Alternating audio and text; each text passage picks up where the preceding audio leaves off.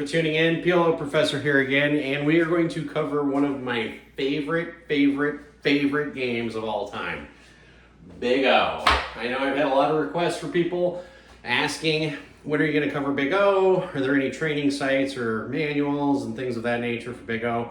If you haven't already, go ahead and hit the like and subscribe button. Also, one of the things I want to say is thank you very much. I keep getting a lot of comments where people are like, I can't believe this stuff is free. You should be selling this.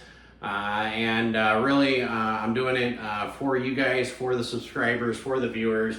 I'm super pumped. I am going to be playing a game this weekend in Green Bay. It's an apartment game, and so I should be having some live footage. The owner of the home game doesn't want me to record at the table, so I'm probably going to go over some hands with some overlay. So this might be the only other video that I post this week, and then I'll hopefully have some footage for you guys coming in on Monday or Sunday with some of the events of the PLO game, because it's probably going to be played both Friday and Saturday. So pretty excited about that one. But in any case, let's get right into it. I might end up splitting Big O into two separate episodes because there's so much to cover. But Big O is one of my favorite games. Several times while I was in Vegas, I had people come up to me and tell me that I was their most formidable opponent.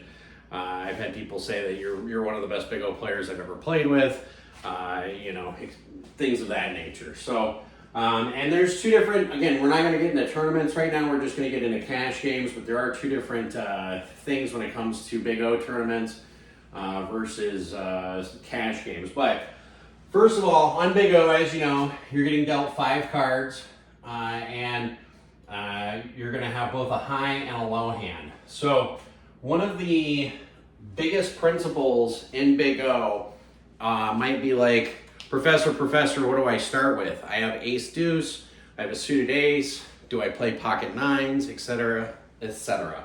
Hopefully I'm pronouncing that correctly.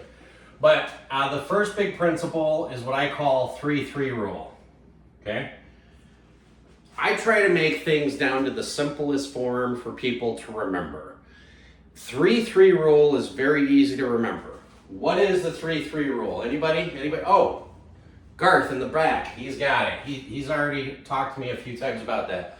The 3-3 principle is you have 3 cards to Broadway, okay? And if you guys aren't familiar with Broadway, Broadway's 10, Jack, Queen, King, Ace, okay? So 3 cards to Broadway, 10 through ace, plus, P-L-U-S, 3 cards to a wheel. Okay, wheel is ace through 5. I think that ends that marker. So in any case, so what that means is, you have to have an ace. Now that doesn't mean you always have to have an ace in Big O, but if you're applying the 3-3 rule, this is the strongest hand you can have in Big O, is 3-3, okay? So I guess you could have ace, deuce 3, king double suited, that's another possibility, but essentially if you have any 3 cards to Broadway and any 3 cards to a wheel, and when I say any, I mean any, okay? You should be betting, pot. Get as much money as you can in pre-flop. There are certain situations in which you do want to slow down, but for the most part, on the 3-3 principle, any 3 cards, so even ace, 10, jack, 4, 5, is a hand that I'm going to push. I'm going to bet pot. One of the biggest key factors in Big O, because there's 2 different Big O games this year at the World Series, as there normally is. There's the 5-5 with an uncapped buy-in, and then there's the 1-2-5 with a $500 max buy-in. And I can't tell you, when I talk about table selection in previous episodes, how many times I sat down at the 5-5 game and it was all rocks, people waiting to check raise with the nuts, with the nut redraw, and I just got up and left. I was like, these guys are way too tight, and the pots were bigger at the 1-2-5 game than they were at the 5-5 game consistently. I can't tell you how many times I sat down with $500 and within a couple of hours I had $3,000 or $4,000 in front of me, and people were saying, how do you keep doing that, Josh? How do you keep just running it up? Are you just that lucky? Well, the first rule that I applied is the 3-3 rule. So anytime you have 3 cards to Broadway, 3 cards to a wheel, you should be hyper aggressive. Aggression is going to win a lot in Big O rather than being passive, because the only time people are going to check raise in Big O, and I shouldn't say the only time because there are no absolutes, but similar to 5-card PLO high online when somebody check raises, or in live when somebody check raises, they have the nuts. The only time somebody check raises in 5-card PLO, Big O is generally if they have the nut with the nut redraw. Obviously, some of the biggest advantages you can get are free rolls, and I'm going to get into that in a little bit. Again, this is probably going to be split up into 2 separate episodes, but the first and most important rule you need to know with Big O, and I love playing Big O online, I love playing Big O live, I'll play Big O anywhere for pretty much any amount of stakes, but it's a 3-3 rule. You have 3 cards to Broadway and 3 cards to a wheel. Anytime you have that, be hyper aggressive. You should be potting it, you should be 3-betting it. Okay, I've seen a lot of play where people will have even pocket aces with 2 to a wheel. They'll have something like ace, ace, deuce, 4, 9, and they'll even have a suited ace, and they ended up flatting pre-flop. And they're missing out on so much equity when you have strong hands. You know, and here's the thing, and I'm going to give you a couple other principles here in a minute, but it's funny, I've had people ask me all the time, what kind of books did you read to learn how to play poker, etc., and how, you know, what books would you recommend? This is a true story.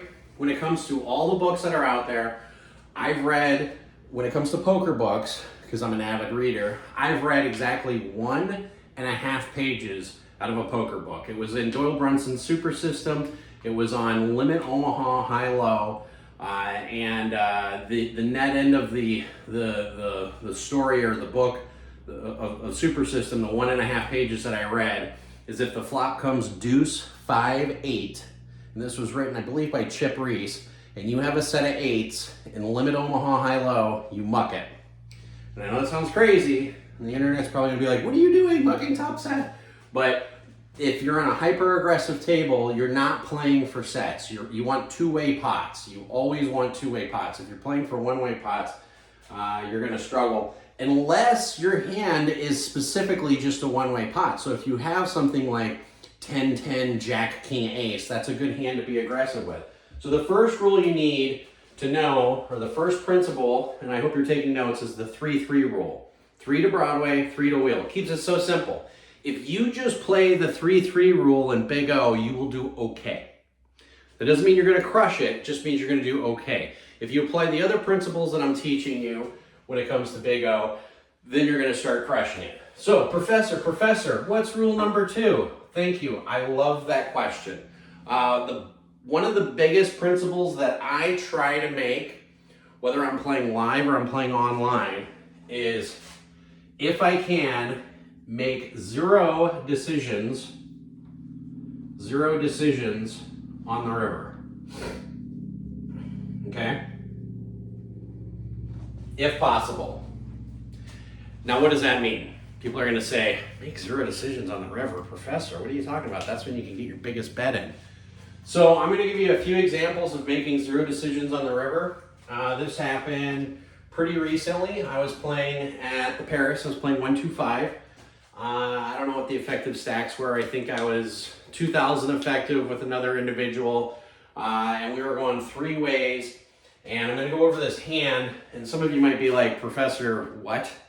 But just bear with me, because in Big O, your job is, where you're going to accumulate the most amount of chips is when you scoop the pot, okay? And what you have to factor is, I think it's around 45%. It's either 40 to 45%. The internet can correct me here. You're only going to have a high pot, high hand, okay? So this is something that a lot of people in high-low don't want to talk about. Is most of the time, you're only going to have a high hand. That means most of the time, there's not going to be a low out there. Now, how does that work? Well, if you have like 8, deuce, jack, and the turn comes a deuce, and the river comes a king, there is no low.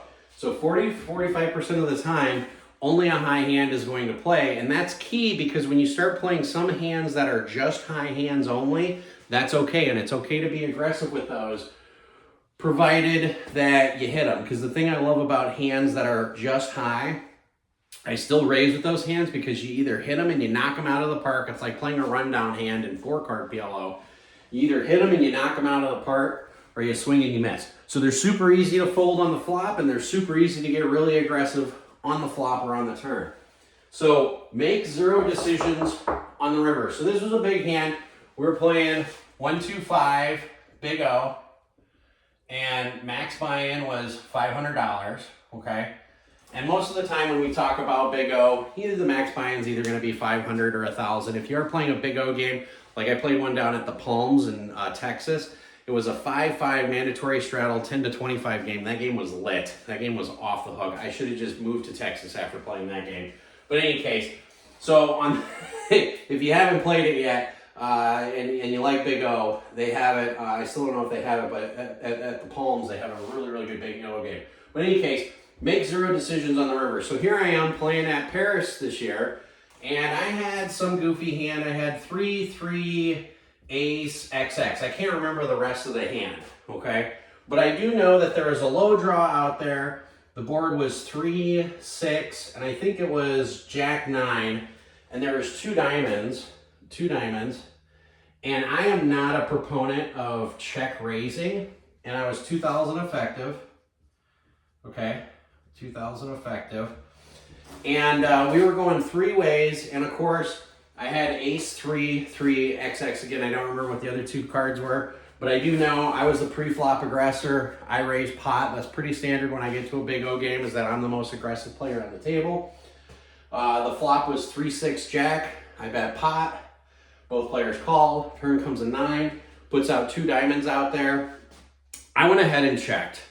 It's not very often that I'm going to check, but I checked with bottom set, and the gentleman in the middle decided to do a pot size bet. I believe that was around 300. The gentleman after him, because we were 3 ways, called for 300, and then I check potted for 1,500. So at this time, I think I might have been like 1,800 effective, because I only had 200 or 300 left. And you know, you might say, Professor, you're only drawing one way. You're only drawing high. That is correct. But when you look at a hand like this, you have to start factoring what are your opponents going to be betting pot with. Ace deuce 4 with diamonds, I would bet pot with that hand.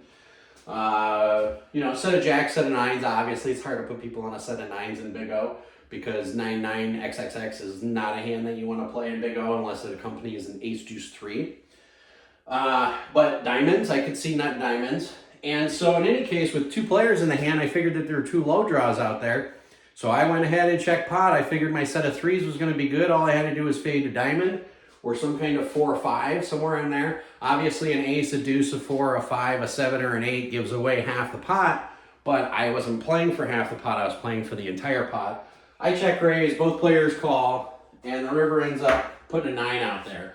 I figured any 9, any 10, any jack, probably any queen, any king was good. And then, of course, any 3 or 6 would have been good as well. And I ended up scooping it, and people harassed me. This was like the first day I was playing Big O. They were like, yeah, okay, whatever, check raise with bottom sell, let's see how you do, Sparky. You know, and that day I cashed out like $4,000, and then the following day I came back, bought in for 500, cashed out another $4,000, and the following day I bought in for 500 and cashed out about $3,000. So one of the things is as a principle, make 0 decisions on the river, because you do 2 things. One, you lose a lot of value if you happen to make decisions on the river. And 2, and I hate to say this, but it's very easier to get bluffed off of a hand in Big O if you wait until you make a decision on the river. Because even if you have second nut, and somebody bets $1,000 into you, you start sweating because you're like, God, I should have one of them, but I don't know if I have both of them. But do I really want to put in $1,000 to find out if I'm only getting $500 back? You know, because a lot of times if people are waiting till the river to bet, they have the nuts on one hand. It doesn't necessarily mean that they have the nuts on both hands, but most people like to wait until they're drawing to both nut. One of the best things you can do when you come to making 0 decisions on the river is make sure you're drawing to the nuts somehow, whether it's the nut high like ace deuce of diamonds in this situation, I completely agree with that, or it's a set, in which case you're looking for a full house. So make 0 decisions on the river is one of the key principles, okay? The other thing, button principle is going to apply even more. Just be aware that people are going to call. A lot of times people like to check call in this game. They like to wait until they have the nuts to bet. And I can't tell you and stress enough how wrong that is. That is so wrong. Stop doing that. If you want to increase your profit in Big O, one of the key principles that you have to do is you have to, besides the button principle, is you have to bet your draws. Okay? And the reason why, especially when you have a two-way hand, and you take the same situation, 3, 6, 9, if you have ace, deuce, 4, 5, obviously that's the nuts, a super wrapped nutted draw. Don't check call with that hand. Start applying how many outs you have. Any ace, deuce, 4, 5, 7, 8, or diamond. You just get to the point where you have so many outs, you're like, how do I miss this hand? But bet your draws is one of the biggest key principles that you need to start doing when you start playing Big O in order to become a lot more profitable. And again, I'm going to split this up into 2 different videos. This is the first principle that we're going to talk about, or the first 4 principles that we're going to talk about when it comes to Big O. But I can't stress enough the 3-3 rule. Those are hands you should be 3-betting with. Those are hands that in certain situations, because keep in mind everything's situational, I'm okay to get it all in with any 3-3 combination against most players. That's the key. Because even if you have a hand like, say, the worst 3-3 possible, ace, 4, 5, 10, jack with 1 suit, even if you have that and somebody else has ace, say they have deuce, 3, king, okay? I mean, that's probably the only hand that really crushes you. But even if you run it through an equity calculator, you're going to find out even if you get it all in, you're not in that bad shape. You probably have 30% equity. Somewhere around there is my guess, just doing mental math in my head. And many times, you're going to be surprised how often you scoop or how often you split the pot even when you're crushed that much. But 3 cards to a wheel, 3 cards to Broadway, because if you apply the 3-3 rule, you're never truly drawing dead to at least half the pot. Your goal is to get the whole pot, okay? Bet your draws, and it's okay to play an entirely one-way hand. Keep in mind, 40 to 45% of the time, there is only going to be a high. And this is one of the most misunderstood fundamentals of Big O, is everybody likes to wait for ace, deuce, 3. Ooh, ace, deuce, 3, XX, I'm going to play that really aggressively. Well, if you have ace, deuce, 3, 6, 8,